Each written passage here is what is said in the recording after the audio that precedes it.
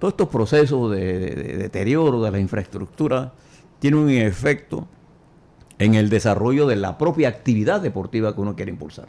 Aquí tenemos en sala a alguien que debe estar, que no cabe, el doctor Ernesto Pérez Valladares, chiricano, porque Chiriquí va invicto en este campeonato nacional. Están haciendo lo que hace muchos años hacíamos nosotros, los herreranos. Bueno, aprendieron de nosotros. Invicto. Hasta el momento el equipo de Chiriquí, creo que hasta ayer iban invictos, no sé, anoche tuvieron que haber ganado de nuevo. Volvieron a ganar. Pero usted fue presidente de la República, doctor Ernesto Pérez Valladares, y nosotros hablábamos aquí de un tema serio, y es la falta de mantenimiento de los coliseos deportivos, que por qué no, ya a estas alturas del partido, imitamos o copiamos modelos de otros países, que sean los clubes o patronatos los que administren, o las ligas provinciales, no sé, la FedeBey, los coliseos, y que con el recurso que entra se le dé el mantenimiento, porque la institución dedicada al deporte ha demostrado que no tiene la capacidad para hacerlo. ¿Qué piensa usted de eso, don Ernesto? Muchísimas gracias por la invitación. Bueno, mira, honestamente creo que yo soy de los que piensa que el Estado debe hacer todas las cosas que la empresa privada no puede hacer. Obviamente, por ejemplo, el tema de la policía, proveer agua, el tema de la seguridad, en fin, todas las cosas que la empresa privada no puede o no debe hacer, las debe hacer el Estado. A contrario del censo, las cosas que la empresa privada puede hacer y mejor que un Estado, las debe hacer. Yo estoy totalmente de acuerdo con el planteamiento tuyo de que sea en efecto los clubes, o sea, un patronato, el que administre los diferentes estadios. Y dicho sea de paso, muchas gracias por el reconocimiento a Chiriquí. Sí, en efecto, vamos invictos y creo y espero que sigamos así. Oiga, don Ernesto, hablemos un poco de lo que está pasando entre Panamá y Nicaragua, o mejor dicho, entre Nicaragua y Panamá. Vimos a la copresidenta de Nicaragua, la jefa de las Fuerzas Armadas nicaragüenses, Rosario Murillo, prácticamente chantajear al gobierno de la República de Panamá con el tema de la Secretaría de Integración Centroamericana, que no sé cuál es el propósito o cuál es el objetivo o cuáles son los beneficios que obtenemos de esta secretaría como país. Pero bueno, esto fue un chantaje y así lo veo yo y lo ve mucha gente, no sé usted. Pero, ¿qué interpretación le da usted a esto? Y segundo, ¿qué haría usted si estuviera hoy con la banda presidencial ante un planteamiento de esta naturaleza de un país como Nicaragua? Álvaro, mira, yo creo que hay varios aspectos. Vamos a ver. Honestamente, el sistema de integración centroamericana no creo que le haya dado ningún beneficio a Panamá. Si fue un tema que nos unimos durante el gobierno del presidente Endara, cuando se le trató de aislar internacionalmente y él se agarró de Centroamérica para tener algún grado de participación internacional. No he visto ningún beneficio, ni de ser parte del sistema, ni de ser parte del sistema de integración. Dicho eso, no es menos cierto que la experiencia o la costumbre del SICA es que la presidencia se rota entre sus diferentes miembros. Hay una elección, sí, hay una elección, pero hay un entendimiento de que hoy le toca a Guatemala, mañana le toca a Honduras, pasado le toca así. Es decir, se va rotando entre los diferentes miembros del sistema de integración centroamericano. Luego tienes el tema de que ha habido expresiones muy denigrantes de parte del presidente Molino hacia Nicaragua y hacia sus gobernantes, que pueden o no ser justificadas. Ese es otro tema. El problema es que se han dicho públicamente y es un tema que evidentemente no ayuda a establecer relaciones de trabajo con un país vecino, como es Nicaragua.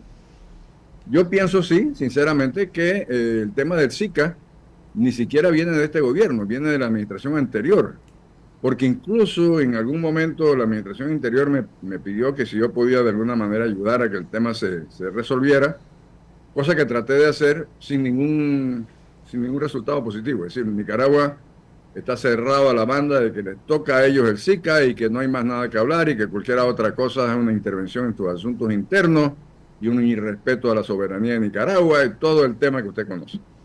De manera que sabiendo eso, hay una contradicción adicional. Si eso es lo que siente y piensa Nicaragua sobre el tema de su relación con Panamá, ¿por qué entonces le da asilo en su territorio? Porque la embajada nicaragüense, internacional y legalmente, es territorio nicaragüense. Entonces, ¿por qué le da asilo a un expresidente de la República si no está dispuesto a llevárselo para su país como originalmente se pensó? Es decir, es un tema verdaderamente enrevesado, es un tema que no tenemos por dónde cortar esa tela, es un tema que desafortunadamente ha enfrentado a dos países hermanos. El abuelo de José Isabel es nicaragüense y mi padre era nicaragüense. O sea, yo siento cariño y respeto por Nicaragua. ¿Puedo diferir de su régimen de gobierno? Sí, pero eso no significa que no tenga cariño por ese país y por su gente.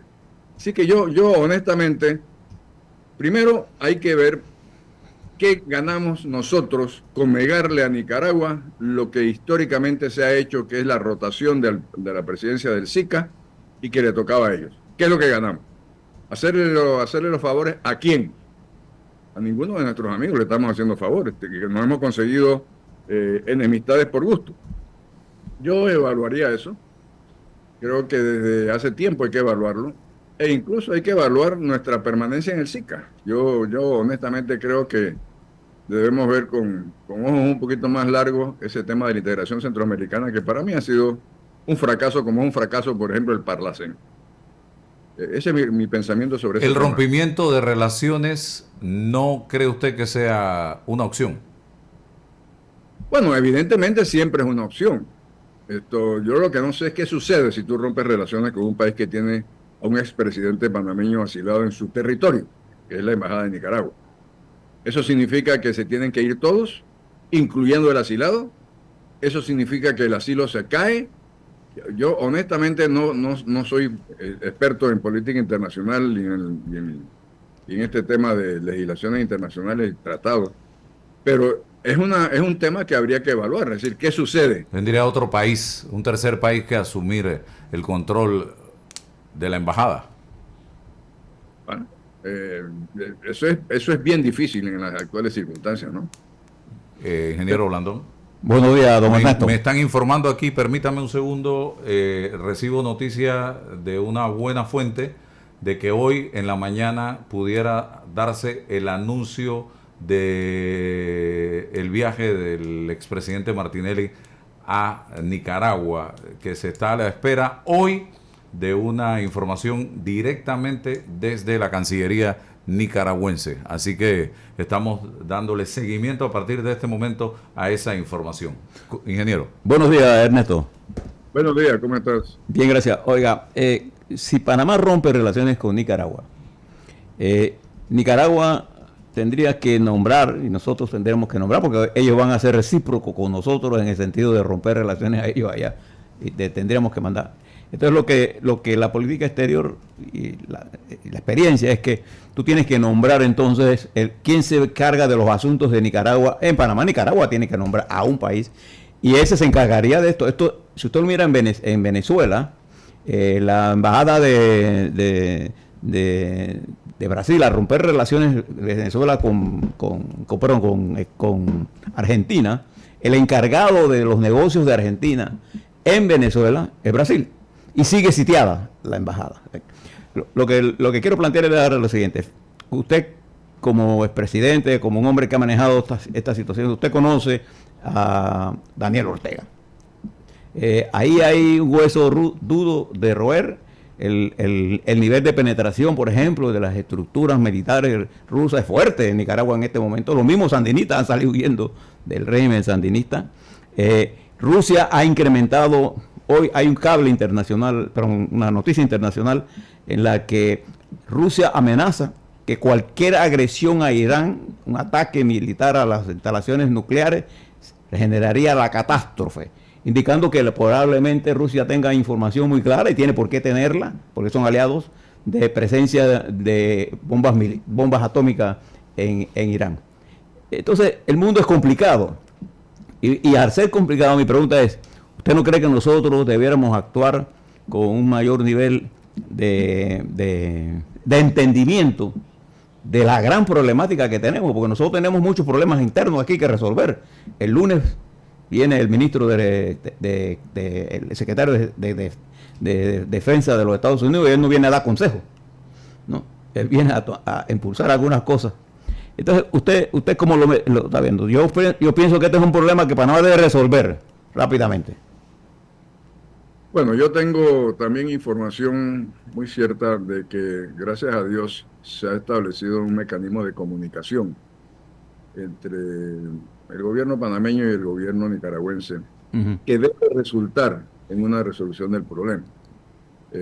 Y esa información que acaba de dar Álvaro es congruente con la información que yo tengo desde hace algunos días, de que en efecto, antes de que se acabe este segundo término del salvoconducto, se iba a producir la salida del expresidente Martinelli, de acuerdo con el gobierno panameño y el gobierno nicaragüense. Sí, no hay duda de que nosotros tenemos muchísimos problemas mucho más importantes para el futuro del país que una relación álgida que ahora mismo mantenemos con el gobierno nicaragüense y con el asunto del asilo del expresidente. Nosotros tenemos que resolver nuestros problemas primero y dedicarnos a eso en el futuro. Y en efecto, una de las cosas que tenemos pendiente es la visita del señor Hagseth, el secretario de Defensa de los Estados Unidos, que evidentemente viene siguiendo los sistemas de desinformación y de mentiras que ha propiciado el presidente Trump. Que dicho sea de paso, entiendo que perdió ayer las elecciones en Wisconsin. Sí, la perdió. Que tenían para una miembro de la Corte Suprema de Justicia. En Florida, por supuesto que va a ganar. En Florida, la inmensa mayoría de los votantes son exilados cubanos, exilados de otros países, que son gente muy radical de derecha. Pero bueno, este señor vendrá de alguna manera no a informarse, vendrá de alguna manera a leernos alguna cartilla. Y nosotros tenemos que tener la altura y la capacidad de defender nuestros intereses independientemente de los deseos que pueda tener el gobierno de los Estados Unidos y el señor Trump. Ok. Doctor Pérez Valladares, el país en este momento, como plantea el ingeniero Blandón, se enfrenta a temas muy importantes. Aquí estamos todavía con el tema de la Caja de Seguro Social pendiente de anuncios de protestas y huelgas. Ese no es un capítulo cerrado todavía. ¿Usted considera que el gobierno nacional ha sabido comunicar correctamente, explicar correctamente este tema a la población panameña? Segundo, nos viene el tema de la mina, no menos importante que el tema de la Caja de Seguro Social. ¿Cómo enfrentar este tema? ¿Habría que darle un cambio a lo que se planteó en el gobierno de Laurentino Cortizo, donde nosotros recibíamos un monto fijo prácticamente de ese contrato? ¿Usted qué haría en ese caso? Y el tema de Río Indio, que también vemos que ya hay organizaciones rechazando un proyecto que es vital, importante para el país. Hablemos de esos tres aspectos. Bueno, Álvaro, el tema de la Caja del Seguro Social, la ley ha sido aprobada. Creo que no era la ley que pensaba o que quería el órgano ejecutivo, pero dentro de las circunstancias creo que es la mejor ley posible. Yo creo que de alguna manera se abordó el tema del déficit del programa de invalidez, vejez y muerte, que se revisará entre 6 años. Bueno, es que la propuesta del Ejecutivo tampoco era de una revisión inmediata.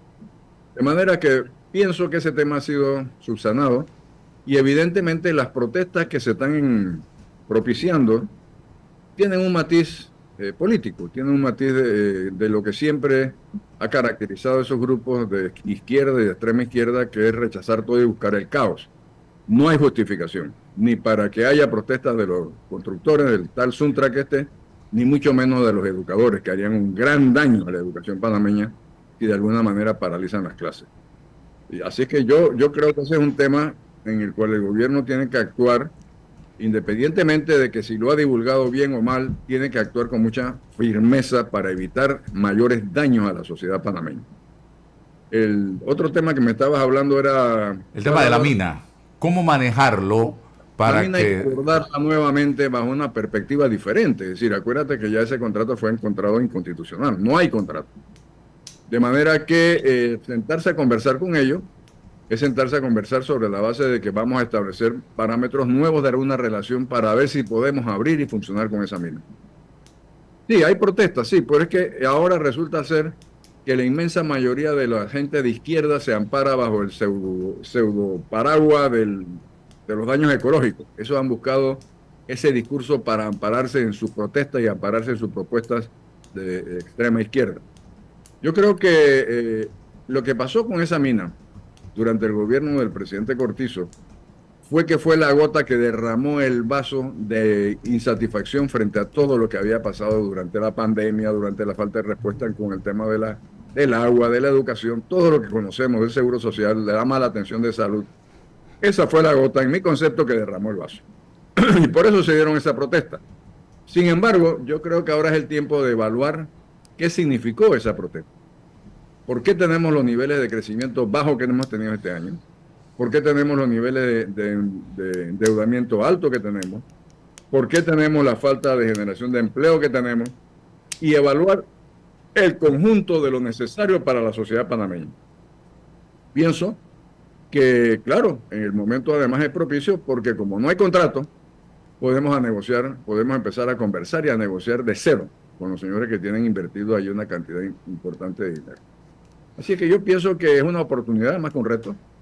Yo creo que estos bien manejados podemos volver a abrir la mina con condiciones de seguridad para que no haya mayor daño ecológico que el que ya está hecho. Es decir, no es que el daño ecológico se va a producir, está hecho.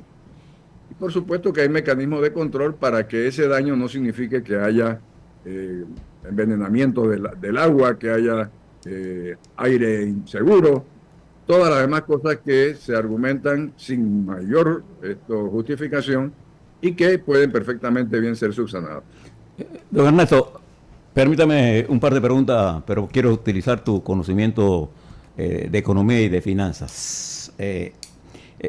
¿Cómo evalúas tú lo que va a ocurrir esta tarde cuando el presidente Trump anuncie un conjunto de aranceles que no son más que impuestos al final del día en materia de Panamá? ¿Qué cosas de eso nos va a afectar a nosotros si el mundo entra en un proceso de recesión o de inflación, por un lado? Y segundo, pienso que en el caso de la mina, por los estudios que tengo,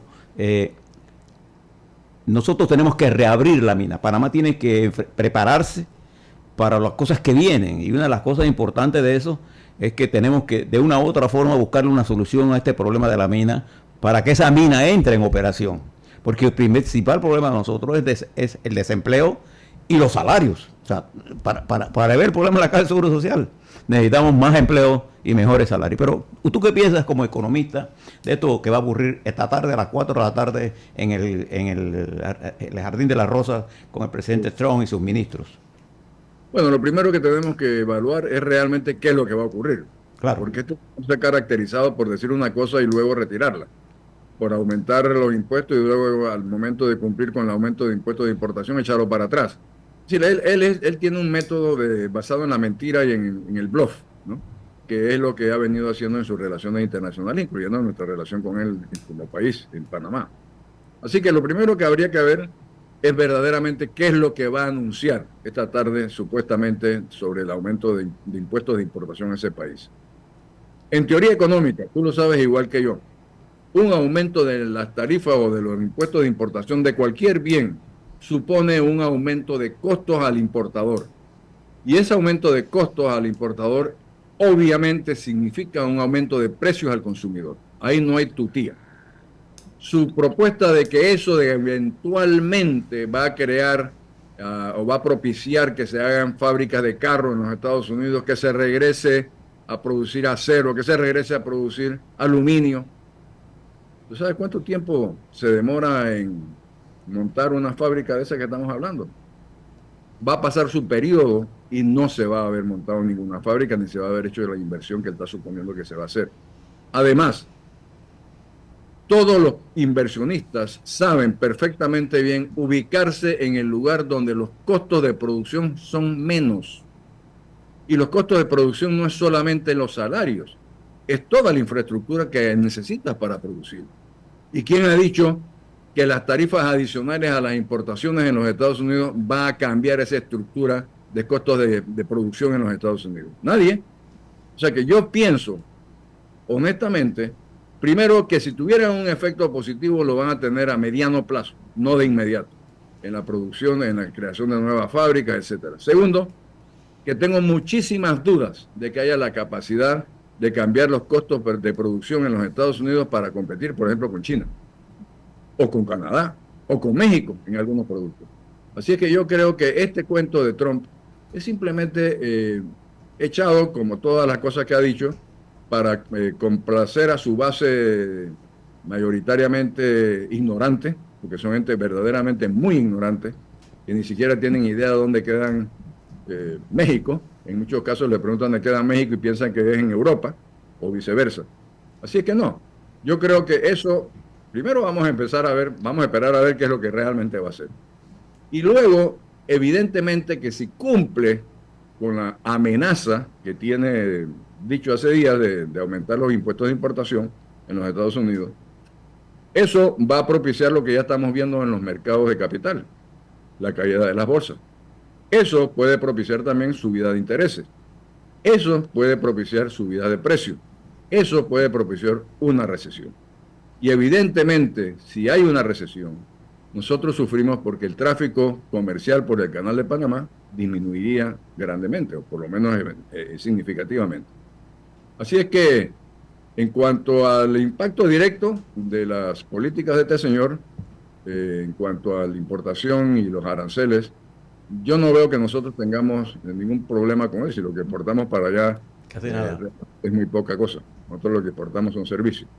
Así es que quizás podría sentirse en la disminución de tráfico en el canal. Quizás. Porque tú no sabes cómo se vuelve a reorganizar el tema de producción internacional y quién sabe qué otro país puede suplantar esos tráficos que ahora mismo están haciéndose para puertos de los Estados Unidos. Ok, doctor, ¿qué figura utilizaría usted con el tema de la mina? Ya que lo que pasó con el contrato, eso ya es historia patria. Y usted, cuando fue presidente, planteó aquello de una especie de sociedad entre, no fue una tal privatización, fue una sociedad entre las compañías eléctricas y el gobierno de Panamá. ¿Pudiera ser esta o pudiera ser una figura en la que Panamá sea dueño y se contrate un administrador? ¿Cuál plantearía usted? Cualquiera de las dos que signifique un mayor ingreso y una mayor rentabilidad para el Estado panameño sería aceptable. Yo creo que la más probable es que haya la posibilidad de lograr un acuerdo de una asociación pública-privada, que así le dicen ahora, o una empresa mixta, como se le decía antes, donde el Estado panameño tenga una participación igualitaria a la que pueda tener el administrador, y con condiciones similares, por ejemplo, a la que se estableció con la venta del Intel a las asociaciones públicas-privadas, que le dicen privatización, y donde el Estado tiene 49, el administrador 49 y hay un 2% del sindicato.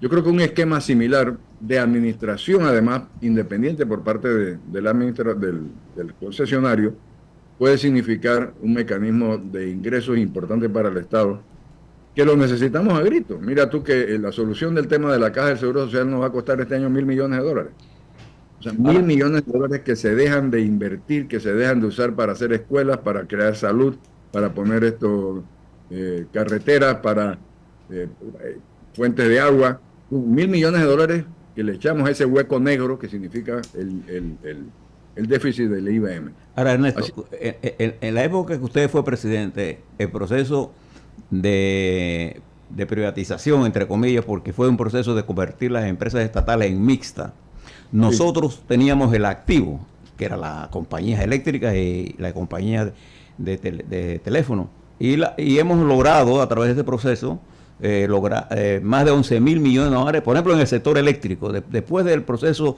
de venta del porcentaje de las acciones, pero nosotros teníamos eso era de nosotros. Sí. En el caso de la mina, nosotros no tenemos plata, no tenemos cómo pagamos. ¿Cómo pagamos? Sí tenemos, la mina, el subsuelo es del Estado panameño. Es decir, el material que ahí se está extrayendo es del Estado panameño. De manera que eso tiene un valor que por lo menos significa la mitad del valor final del producto. Yo creo que sí tenemos. Nosotros tenemos allí ese cerro de mineral que, como tú sabes, constitucionalmente todo el subsuelo de la República es del Estado. Así que sí tenemos un capital, vamos a ponerlo de esa manera, que podamos sentarnos a negociar con los que quieran hacer la explotación o con los que puedan hacer la explotación futura de ese material que es nuestro. ¿Y Río Indio? Bueno, hablemos de Río Indio. Río Indio es absolutamente necesario. Absolutamente necesario. Y yo creo que el Canal de Panamá, la autoridad del canal está haciendo justamente lo que tiene que hacer en un programa social de acercamiento a los moradores que se verían afectados, ofreciéndolos y llevándolos a tener mejores condiciones de vida. Yo conozco bastante bien del tema porque hay mucho involucramiento en la producción de café para esas áreas. Producción integrada, es decir, no solamente la siembra, sino la siembra, el procesamiento y la venta final. Y eso produciría en muchísimos casos un nivel de vida diferente y superior al que estas personas tienen en estos momentos.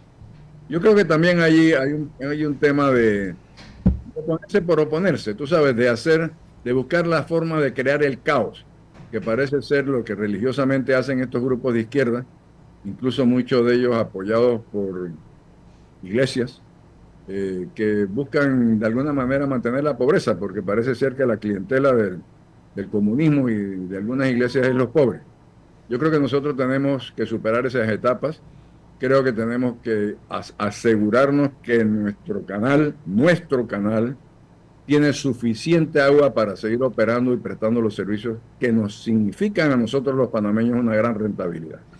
Oiga, ¿qué hacemos con los puertos? Hoy era la fecha tope para la firma entre BlackRock y Hutchison. Las presiones de la República Popular China y del gobierno local de Hong Kong han hecho que esto no se dé y pareciera que no se va a dar esa transacción. ¿Qué va a pasar ahora?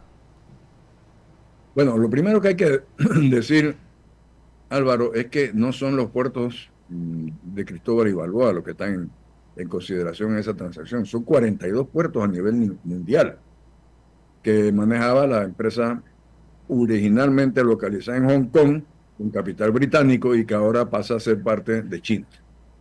Yo creo que parte de la respuesta china es a la presión norteamericana.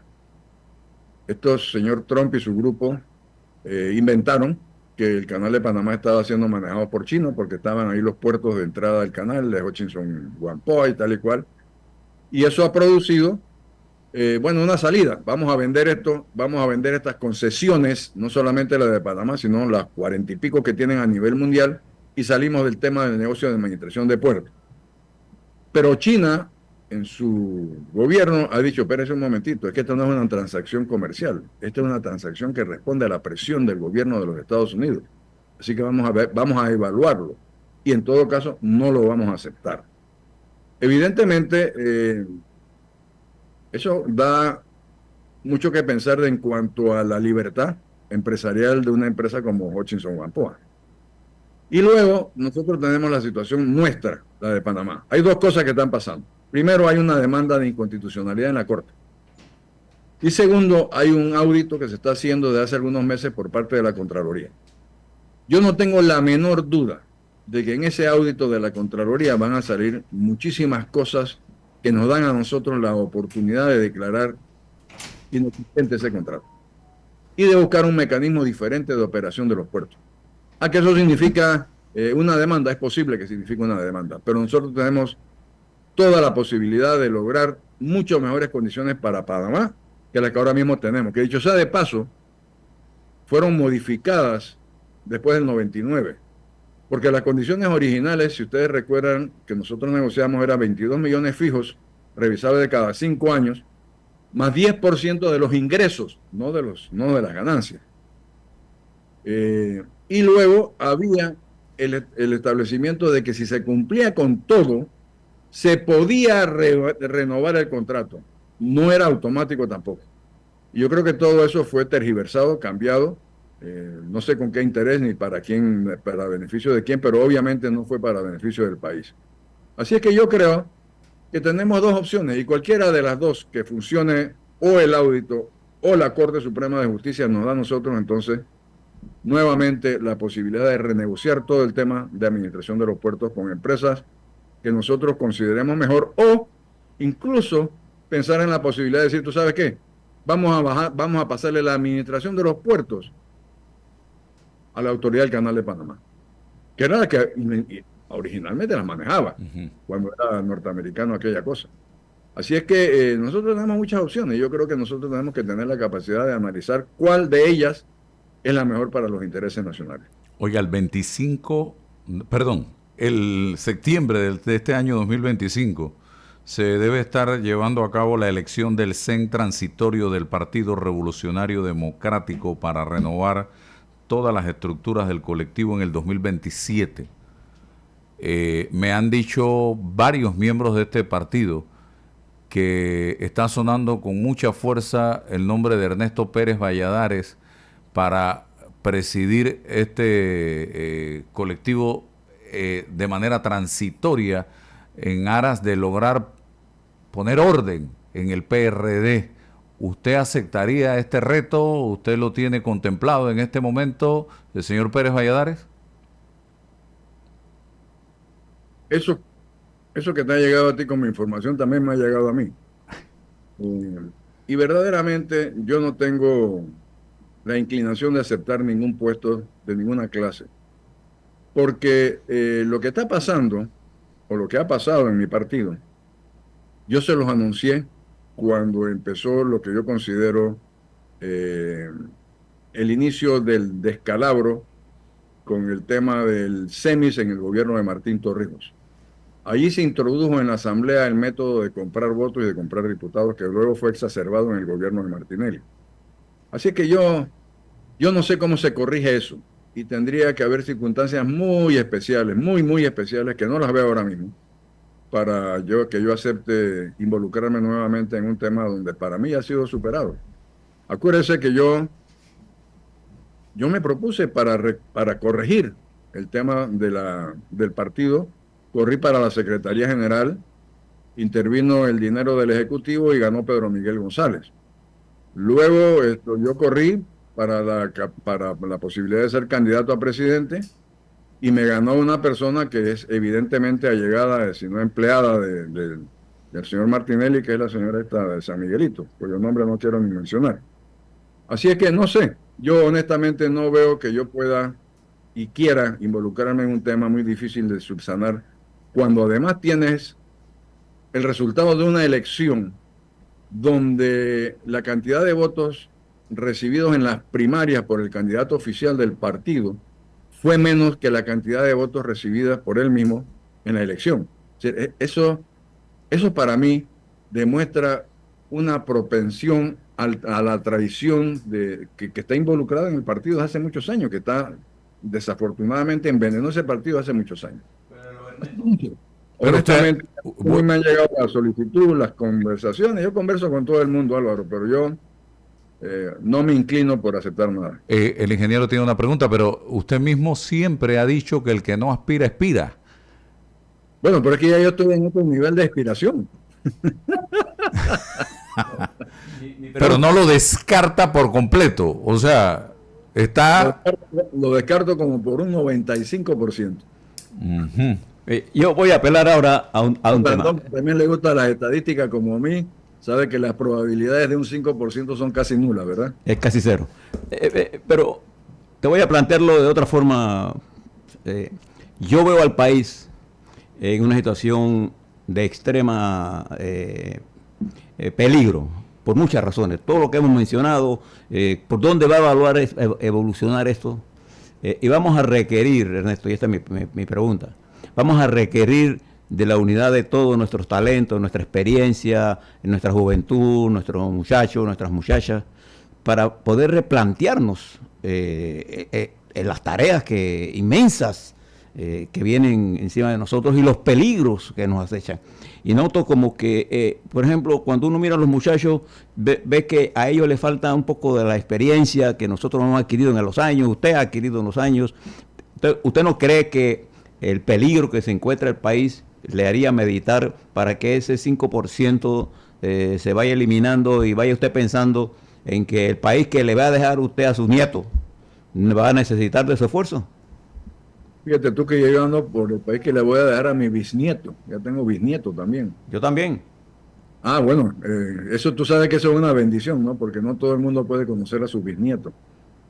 Mira, yo creo que uno puede ayudar, nosotros podemos dar ideas, nosotros podemos tratar de encaminar sin necesariamente ocupar ningún cargo público. Claro. Yo creo que lo que ustedes hacen todos los días en radio, por ejemplo, y que ustedes de vez en cuando me invitan como hoy, es un mecanismo de tratar de crear la conciencia nacional que necesitamos.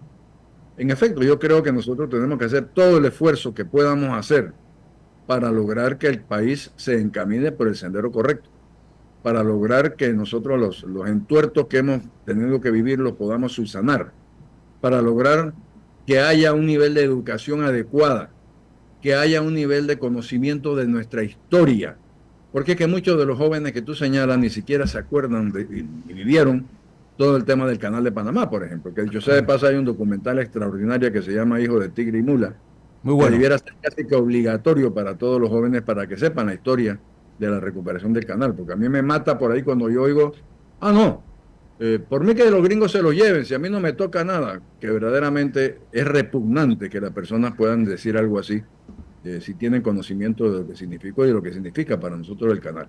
Pero bueno, yo creo que uno puede ayudar, uno puede participar sin necesariamente comprometerse con la administración de un partido y de una situación tan difícil como la que está el mío. Ok, cierro, pero si usted quiere ayudar, si usted quiere orientar, si usted quiere apoyar, evidentemente, ¿a quién ve usted en la dirección del colectivo en este proceso que pudiera durar 2 años hasta llegar a las elecciones? Y lo otro, aquí se ha perdido la dirección real, porque hasta unos años antes quien tenía ese mandato o esa representación era el secretario general del colectivo, y en esta vuelta el secretario general del PRD, si yo pregunto aquí a la gente, díganme el nombre, y mucha gente no sabe ni quién era, porque asumió el control el presidente del partido político, Benicio Robinson. Hábleme de esos 2 temas para terminar. Yo creo que incluso hubo un cambio estatutario donde la representación del partido la tiene ahora el presidente. Es decir, que no solamente es una cuestión de que se asaltó porque se asaltó. Y luego, el gran problema fue el asalto de los diputados a la dirección del partido. Eso ha creado una situación de inseguridad porque, vamos a ver, si nosotros estamos rehaciendo un partido, aparte del tema ideológico que debiéramos retomar, aparte de las discusiones políticas internas que debiéramos retomar, también estamos pensando en un tema electoral. Vamos a ver, ¿qué candidato tenemos nosotros para las próximas elecciones? Cuéntenme. ¿Por quién vamos a trabajar? ¿A quién vamos a ayudar? Es que yo no lo veo. Y si no lo veo, a mí no me gusta trabajar en el vacío. Y evidentemente mi interés no es ser candidato. De manera que es una pregunta y una situación muy difícil para todos. Porque, a ver,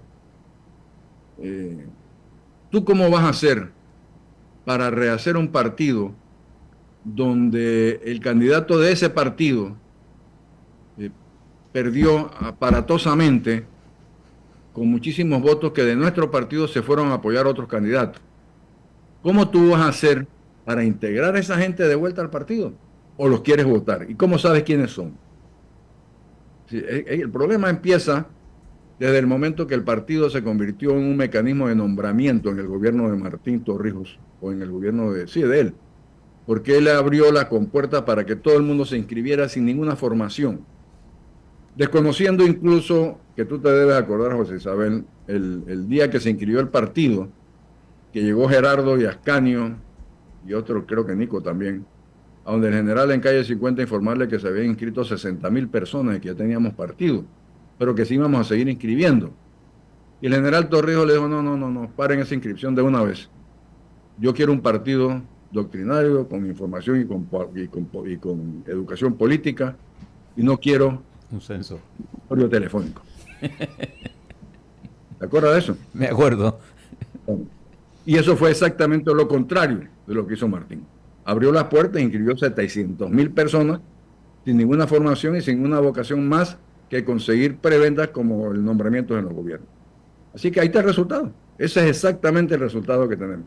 Como ahora vieron que el candidato del partido a lo mejor no tenía chance, buscaron otra forma de votar independientemente de su alianza partidaria.